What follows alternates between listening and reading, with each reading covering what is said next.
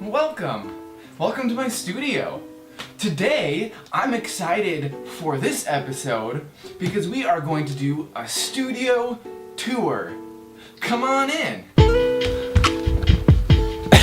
Alright, so that might have been a little cheesy. It's still a vlog, but I do, by popular demand, and by popular demand, I mean like 2 people, want to do somewhat of a studio tour. And by studio, I mean my bedroom. I have wanted to do this sort of studio tour for quite a while now because I just think it's something interesting for any other creative person to see another creative person's workspace. In this video, I kind of wanted to go over my workspace, how I work, like my workflow, my process, my mental process, my physical process, and just some of the random tips and tricks that I have learned along the way. So let's get into it.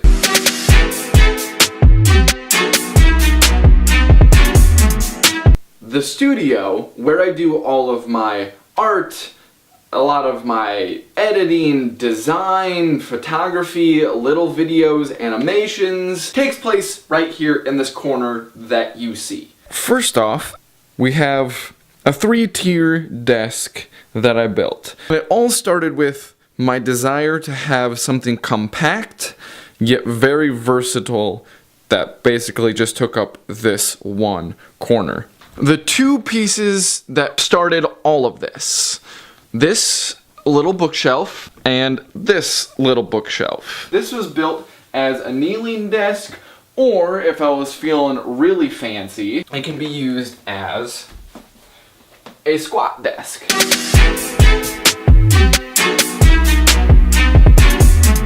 The sitting portion of the desk. This is actually like one of my favorite ingenuitive ideas. It's actually all a whiteboard. I got some dry erase markers. Whoop. And I'm gonna be doing this left-handed, but yeah, it's a dry erase board, this whole desk. And so that way, if I'm sitting here at the computer and I'm typing away or drawing away and some random idea pops into my head, instead of breaking my workflow and grabbing a notebook or opening a new document on the computer, I can just grab one of these markers, go over here, write it down briefly, and then continue my work. So that's really cool. I really enjoy that aspect of the desk. For lighting while I'm sitting here, this is also a really fun piece. This is an old, it's like a telescoping arm drafting light, so that's super functional. It can twist and spin. So that's super helpful for when I'm doing a drawing, when I'm doing like a really intricate piece. I can grab this, pull it down. The last portion of the desk is this stand portion. It's the only space where I actually have room for my monitor, which is good because the things that take the longest are videos to edit. And so instead of sitting at my desk, this monitor encourages me to move my computer here and then do my editing. Down here, this is just a little extra shelf for really just a lot of my most immediately necessary art equipment. Overall, that's pretty much it as far as physical work space. It took me probably over the course of a few weeks to build all of these main elements. The thing that I love about this is like this is my space. There's no other space out there like this, because I just built it all from custom. So now let's move on to section.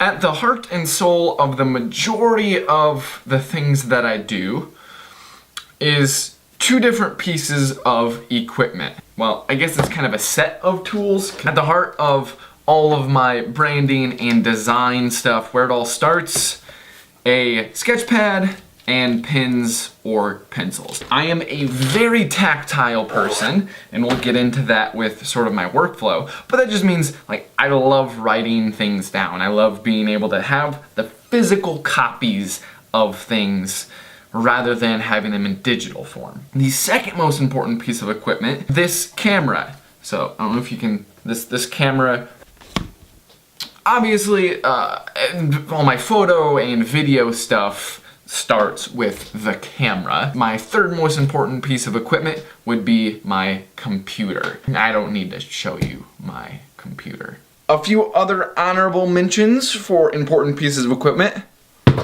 My Joby Gorilla Pod. This is super handy. It's what I use for vlogging, and the fact that it's got these bendy legs help it to get in a lot of different funky positions. I've hung it from hand railings 8 stories up, like hanging over the side of buildings to get shots.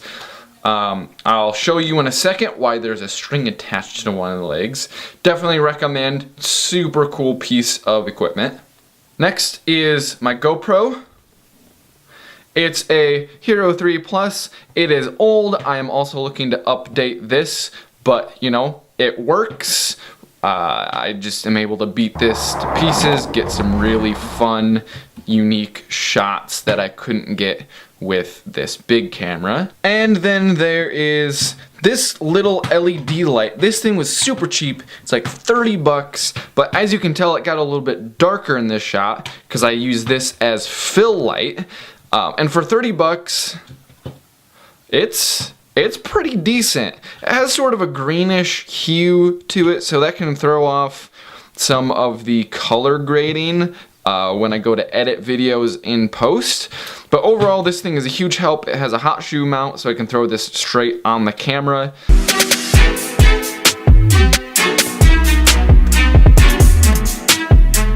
So workflow, what do I mean by that? How do I go about this process of getting something from, say, the whiteboard, a random scribbled idea, to a finished product? Whether it's a photo project, a video project, or a design project. So let me start off with the one that I kind of am most familiar with and do the most.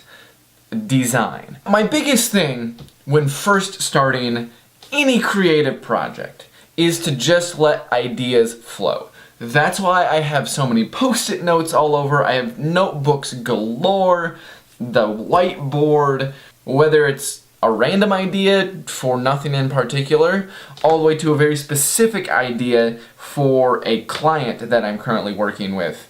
Every idea is important. It's not necessarily to find what works best, but to rule out the things that don't work. It's kind of that saying of when you talk about Edison and the light bulb. He didn't find one way to make the light bulb, he found 1,000 ways to not make a light bulb. Okay, so although I don't necessarily have a great workflow to hash out and give you, there are some interesting tips and tricks that I've found along the way, just in general of doing particularly photo and video on your own. So getting to the opening shot of this video. That's a pretty cool shot of the door opening and the camera moving in and me being in the shot. It's like a welcoming scene to some form of, you know, DIY network show. Now, when you watch that sequence, you honestly can probably tell that I'm the one doing the shot. This is what we had going down. So I had my Joby Gorilla Pod, and then I just tied this really long piece of paracord.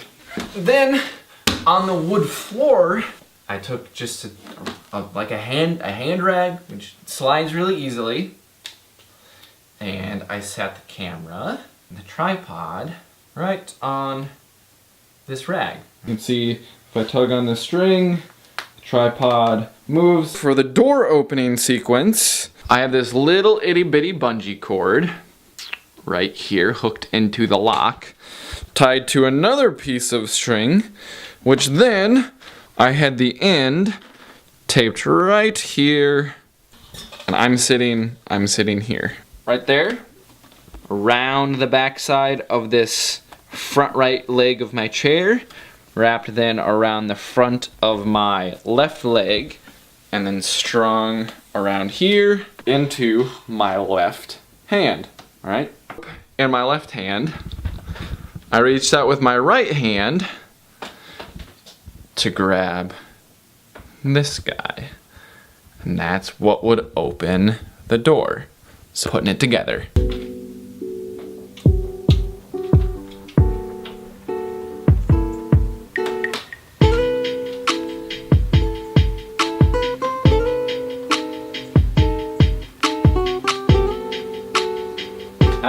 And see, you can't see the cord because it's wrapped around my left side, and I can kind of hide my hand movements here with the desk. There's really no fancy equipment here at all. I have 2 pieces of cord, a washcloth, a little itty bitty bungee cord, and my Joby Gorilla Pod. I just used what I had laying around. And that's kind of why I like working solo. It forces you to think about everything that you do. So I hope you guys enjoyed that little bit of a studio tour and just some of the way that I create, how I create, where I create. If you have any sort of questions about my space, anything that you saw that you're like, hey, why didn't you talk about this more? Go ahead, drop a comment. I'll try and maybe do more in-depth videos in the future. Thank you so much for joining me in my little studio. I hope you enjoyed it. Thanks for all of those watching, for all the support, for all the love. I'll catch you in the next one. Right. No, I need to do something more clever.